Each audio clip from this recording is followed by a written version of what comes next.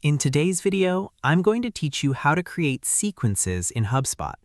If you're new to sequences, think of them as a structured series of follow-ups that can send emails and create reminders automatically, helping you stay consistent without manual effort every day. This walkthrough keeps things simple while giving you the context you need to make smart choices as you set things up. Start by heading to the search bar at the top left of your HubSpot portal. Type the word sequences. This is the quickest way to jump straight to the tool without clicking through multiple menus. When the sequences area opens, look for the option that says Create a Sequence and select it. This is your starting point for building the automation. Next, you'll choose your approach. You can create a dynamic sequence, start from scratch, or begin with a pre-made sequence.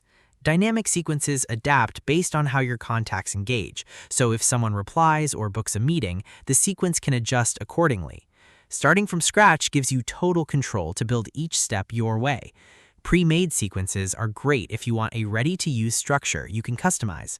They're especially helpful when you need something reliable fast.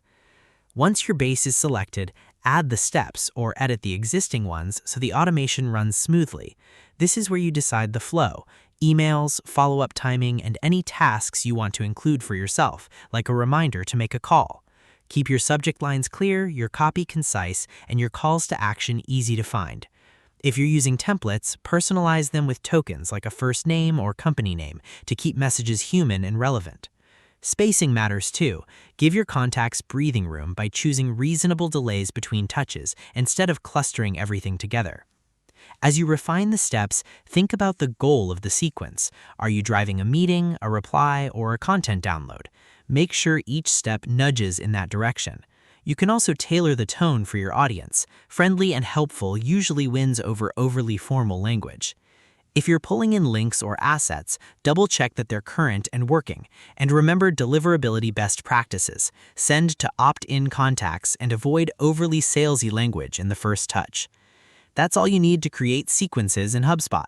Search for sequences, click Create a Sequence, choose your build method, and then add or edit the steps so the automation runs smoothly. And that's it. You're ready to build smarter follow-ups in HubSpot.